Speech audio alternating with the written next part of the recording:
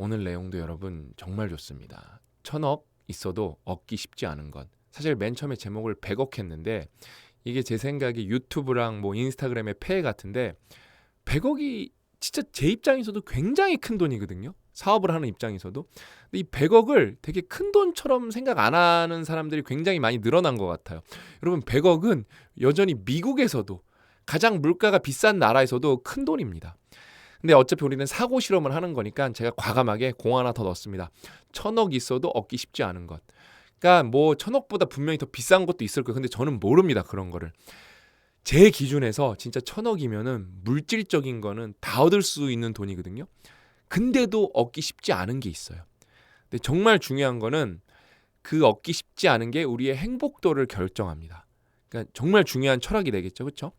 불안사회 생존 철학 9번째 시간 여러분들이랑 같이 시작해 볼 텐데 여러분 불안사회 생존 철학은 정말 명저 그 자체입니다. 제가 읽으면 읽을수록 오늘도 제가 한 8줄 9줄 읽어 드릴 거거든요. 거기에도 정말 본질을 관통하는 문장이 2-3개가 있어요. 너무 명문이 많고 명문장이 많고 너무 멋있는 문장이 많고 시대를 관통하는 문장이 많고 뼈 때리는 촌철살인의 문장이 많은 책이 여러분 불안사회 생존 철학이고 그럼 그게 가능했냐? 100권의 철학책을 한 권에 담았기 때문에 그래요. 장폴 주아리 교수님이 평생을 공부하셔서 진짜 우리에게 필요한 이 시대에 필요한 생존 철학책을 써준 거예요. 여러분 이게 프랑스가 원서거든요. 프랑스어로 쓰인 게 실제 제목도 번역기 돌려봐도 이거랑 크게 다르지가 않아요. 그러니까 불안 사회를 살아가기 위한 생존 철학 그렇게 거의 똑같아요. 그러니까 제목도 너무 잘 지으신 것 같아요. 그래서 여러분 이게 예전 같으면 무조건 대국민 필독서 모두가 읽어봐야 하는 책인데 대국민 필독서보다 사실 어떻게 보면 이제 한 단계 높은 거예요. 철인 독서. 왜냐면 읽기 난이도가 상이니까. 이제 앞으로 대국민 필독서는 대중성을 고려하기로 했어요. 읽기 난이도가 상 미만인 것만. 읽기 난이도가 최상이 있거든요. 아마 다음에 나올 책 마음의 과학은 최상이 될 것 같아요. 읽기가 굉장히 어렵습니다. 근데 여러분 우리는 그런 책 읽어봐야 돼요. 그래야 우리의 뇌가 이렇게 뭔가 좀 발달할 거잖아요. 그렇죠? 여러분 우리의 뇌는 특히 전전두엽은 논리 이런 걸 판단하고 공감 능력 이런 거에 굉장히 중요한 부위인데 40대 50대가 되면은 퇴화하기 시작합니다. 여러분 의식하지 못하지만 육체적인 건 보여. 내가 늙고 있다는 게 보여. 육체적인 건 너무 명백하니까. 근데 뇌는 이 기능이 퇴화하고 있는 게 보이나요? 안 보이나요? 그게 무서운 지점이에요. 그게 인생을 네거티브 피드백, 음의 대먹임으로 만드는 거예요. 내가 모르는데 사람들이랑 그걸로 교감을 하고 공감을 하고 소통을 해야 되는데 그 능력이 떨어지고 있잖아요. 근데 사람들은 나를 점점 싫어해. 그러니까 나랑 소통하는 게 껄끄러워져. 왜? 논리적 판단이 서지 않고 공감 능력이 떨어지는데 누가 나를 좋아하겠어요. 근데 뇌의 매력은 뭐다? 가소성이 있다. 그래서 좋은 책 열심히 읽고 언어 공부 열심히 하고 운동 열심히 하면 어떻다? 더 좋아진다. 90까지도 팽팽 돌릴 수 있다. 그게 뇌의 매력인데 그 매력을 다 깡그리 무시하고 사는 게 우리의 지금 인생이죠. 왜? 독서 1.8권 하니까. 1.8권. 더 현실을 얘기하면 60에서 70%는 단 한 권의 책도 읽고 있지 않으니까. 전전두엽은 고스란히 퇴화되고 있으니까. 안타깝죠. 그렇죠? 그래서 이런 책 꼭 읽어보셨으면 좋겠고 여러분 이런 책은 읽었다는 자체가 훌륭한 거예요. 그냥 내가 책 이렇게 읽어. 진짜 한 20쪽 30쪽 읽었는데도 도저히 뭔 말인지 모르겠어. 괜찮은 거예요. 그래서 제가 특강을 열심히 찍는 거예요. 저는 이 책은 감히 특강이라고 말하기도 좀 그래요. 제가 이걸 완벽하게 장악하지 못했기 때문에 같이 독서 모임 하는 거예요. 온라인으로 랜선으로. 너무 좋은 거예요. 저도 여러분 이 책에서 20-30%다 이해 못했어요. 그래서 챗GPT까지 쳐가면서 읽잖아요. 그렇죠? 입력해서 그 아웃풋까지 보면서 꼭 많은 분들이 불안사의 생존 철학 꼭 읽어보셨으면 좋겠습니다. 진짜 강력 추천합니다. 오늘 걸 한번 보세요. 읽어봐야 되나 안 읽어봐야 되나. 그래서 여러분 오늘은 요 파트인데 제가 이 목차를 볼 때마다 이 갈릴레이 내용 이것도 진짜 장난 아니었고 생각나는 거 지금 당장 이 스피노자 여기 아인슈타인 나오는데 진짜 깜짝 놀랐고 에피텍토스 여기도 좋았고 데카르트는 생각이 안 난다. 보면 생각나요? 여기 다윈 저는 3번 읽어서 이 책은 생각이 많이 나요. 다윈이 신앙심이 깊었네. 쉽지 않았겠다. 그러면서 그다음에 디오게네스도 좋았고 오늘 소개해드릴 부분도 좋고 여기 만델라도 여기 예술이에요. 진짜 마지막 소크라테스 여기 장도 진짜 기가 막힙니다. 꼭 읽어보셔야 돼요. 진짜 100권의 책을 압축했다는 게 이런 거예요, 여러분. 그래서 오늘 본론으로 가보면은 요만큼 읽어드리고 요거는 이제 보조거든요. 읽어볼게요. 그러나 내적 자유는 다음 두 가지를 포기하는 것을 가장 근본적인 전제로 한다. 그러니까 외적 자유가 있고 내적 자유가 있을 텐데, 그러니까 이제 또 한 문장 한 문장 제가 썰 풀기 시작하면은 여기서 잠깐 삼천포 갔다 오겠습니다. 부둥 삼천포 갑니다. 붕 갑니다. 삼천포. 저는 진짜 여러분들이 영어 공부 꼭 하셨으면 좋겠어요. 왜냐면은 제가 유튜브 보면서 되게 행복한 것 중에 하나가 외국에서 해외에서 찍은 인터뷰를 보는 거예요. 아, 통찰력이 진짜 좋은 인터뷰가 많아요. 그럴 수밖에 없는 게 숫자 자체가 다르니까. 그러면서 외국은 그게 있어요. 부자들이 인터뷰를 굉장히 잘 응해줘요. 되게 그거를 자기 만족도 느끼는 것 같고, 그 다음에 그렇게 자기 스토리를 공유하는 거를 하나의 또 의무라고 생각하는 분들도 있는 거예요. 왜냐면 다 해주는 건 아니니까. 그래서 그런 걸 보는데 제가 요걸 보면서 옛날에 제가 봤던 인터뷰가 하나 생각나더라고요. 그냥 그 어떤 분인데, 한 분만 그런 게 아니에요. 여러 분이 있어요. 그러니까 자기는 돈이 많은데 당신한테 가장 중요한 가치는 뭡니까? 그러니까 프리덤, 자유라고. 내가 돈이 많은지언정 내가 거기에 구속된다면은 그게 무슨 의미이겠냐고. 그다음에 그 자유랑은 상관없는데 그 되게 큰 기업 매각한 분이 유튜버랑 인터뷰를 했어. 그냥 너무 말도 안 되게 큰 기업이고 우리가 아는 기업이에요. 근데 자기 인생에서 자기는 성공한 인생을 뭐라고 정의하냐면은 자기 자식이 하이 데디 뭐 이렇게 I love you 데디 이런 거 한마디 해주는 게 자기는 성공한 인생이라고 말한다고 했나? 아무튼 그러니까 너무 이렇게 정말로 감동적인 인터뷰가 많아요. 우리나라 인터뷰도 좋은 게 많지만 그 모수가 훨씬 많고 깊이도 더 풍부하고 깊다. 그래서 영어 공부 조금만 하시면은 특히 유튜브는 자동 자막이 있어서 웬만하면 볼 수 있습니다. 그래서 영어 공부 3,000포에서 4,000포까지 가겠습니다.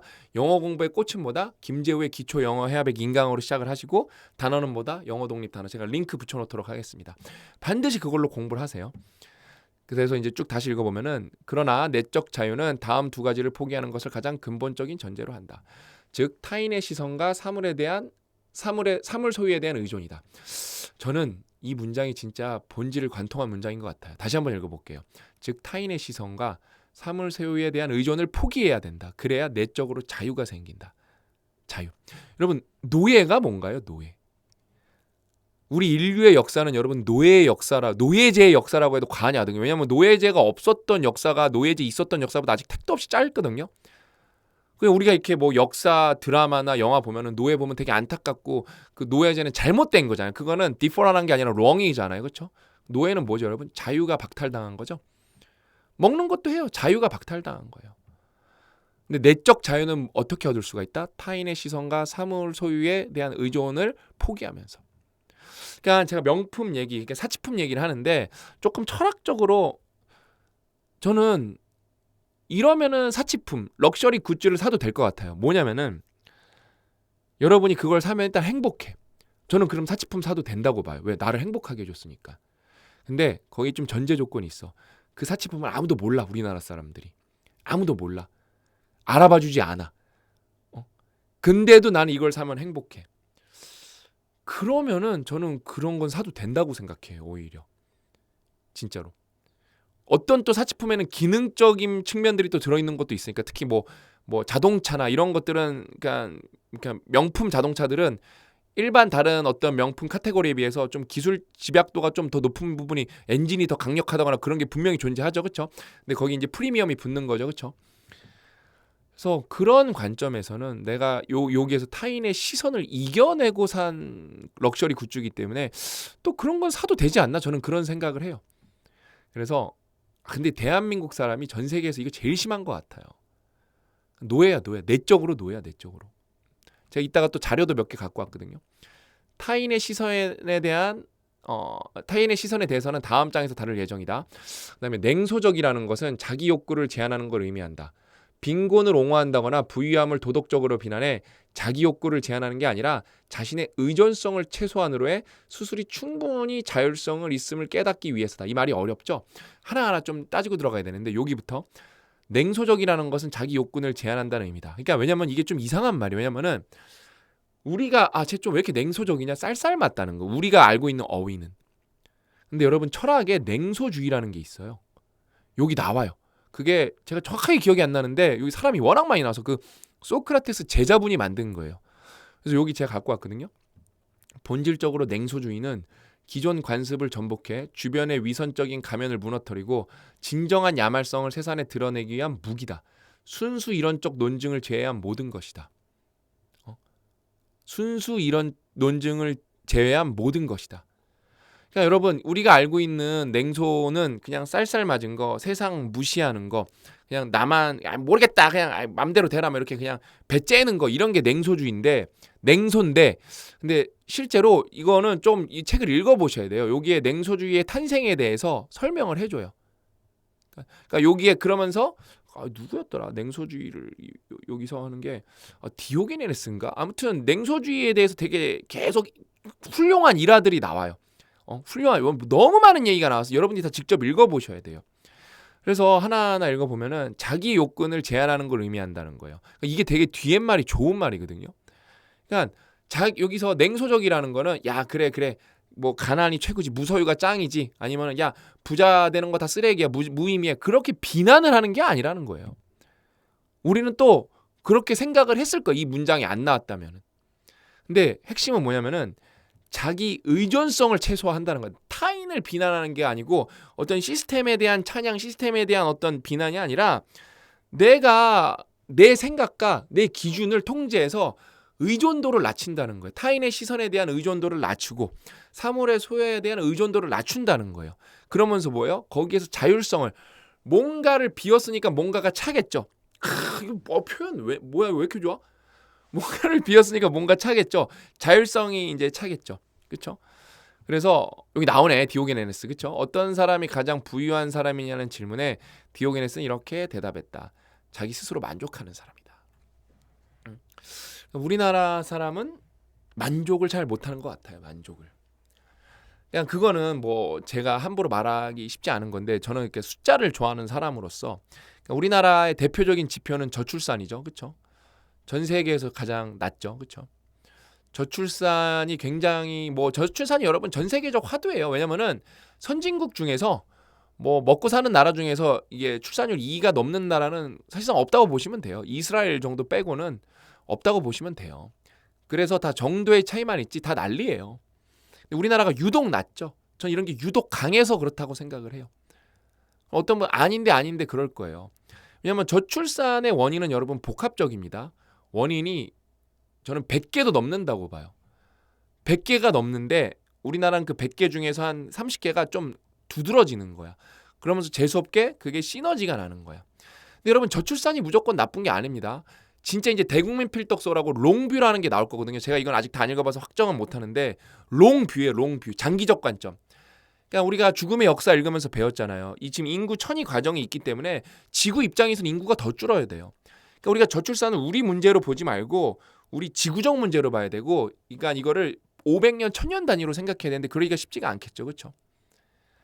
그래서 제가 요거를 잠깐 이렇게 데이터로 풀어낼 수 있는 게 뭘까 하다가 출산율을 갖고 와봤는데 그러니까 저출산은 여러분 되게 여러 가지 문제가 있어요. 예를 들면은 우리나라는 여러분 싱글맘, 싱글데디 이것도 다 요즘에 생긴 말이지 예전에는 뭐라 그랬지? 아무튼 그런 거에 대해서 긍정적인 시선도 없었죠. 근데 여러분 그 출산율을 보면 프랑스 이런 나라가 출산율이 굉장히 높거든요. 근데 싱글맘, 싱글데디 출산율이 굉장히 높아요. 그러니까 그런 가족 구성 구조가 그거에 대해서 사회가 굉장히 개방적이고 그게 제일 낮은 나라가 일본, 우리나라예요. 선진국 중에. 그래서 그게 만약에 다른 나라 출산율만큼 올라가면 0.01 소수점 두째짜리는 많이 올라갈 거예요. 그런 거 하나씩 차면은 우리나라도 여러분 군대 안 가고 그 다음에 우리나라 산업 구조가 이렇지 않다면 출산율 또 금방 올라갑니다. 군대 가는 게 커요, 여러분. 의외로 군대 가는 게 큽니다. 그래서 그런 거 다 따져봐야 되는데, 근데 출산율 하면 솔직히 제일 많이 제가 지금 솔직히 여러분들 이렇게 감정을 보호해드리려고 굉장히 노력을 많이 하고 있어요. 솔직히 출산율 낮은 거에 대해서 결혼에 대해서 가장 많이 나오는 말이 뭐죠? 돈이죠. 그냥 뭐 압도적이죠. 뭐 이 정도 돈 갖고는 어림도 없다. 이 정도 돈 갖고는 애 못 키운다. 이렇게 돈이 있어서는 안 된다. 그렇죠? 저는 그 말에 한 50% 넘게 동의합니다. 돈 있으면은 실제로 상관관계도 있고 어느 나라나 상관관계도 있고 돈 있으면은 아이를 키우는데 나쁠 게 전혀 없고 좋은 게 더 많겠죠. 그럼 그게 전부냐는 거예요. 그렇지 않습니다. 우리나라가 출산율이 낮은 거는 또 어떻게 좋은 의미를 찾으면 여성의 인권이 많이 올라온 거고 여성의 사회 참여도가 올라가고 여성의 어떤 교육 수준이 점점 올라가면은 그거는 어느 나라나 출산율은 더 떨어지게 돼 있습니다. 제가 데이터 하나 갖고 왔는데 챗GPT한테 제가 아는 것 좀 정리해 달라 그랬어요. 아프리카에서 가장 가난한 나라 3개 알려달라 그랬거든요. 부룬디, 제가 예전에도 언급했었죠. 1인당 GDP가 246, 우리나라 3만 달러 넘거든요. 100분의 1이 안 됩니다. 그러니까 쉽게 말하면 우리나라 가족이 그 평균 소득이 400만 원이면은 월 여기 4만 원인 거예요. 4만 원이 안 되는 거 실제로 그렇습니다. 그다음에 남수단 417달러, 중앙아프리카. 그다음에 여러분 이 아프리카 나라들은 정치가 불안정해서 내전도 많고 뭐 장난 아니죠, 그렇죠? 그러니까 좋은 게 우리나라보다 뭐가 있을까 싶어요, 솔직히. 그럼 어떤 분들이 그럼 거기 가서 사시면 됩니다. 저는 이거는 주관적인 거지만 우리나라보다 과연 좋은 게 뭐가 있을까? 없을 것 같거든요. 아무것도 단 한 개도 없을 것 같거든요. 뭐 자연 환경? 근데 출산율 보세요. 이것도 더 웃겨. 여기서 부룬디가 제일 가난한데 출산율은 심지어 제일 높아요. 5.5명. 말도 안 되죠? 말도 안 되죠.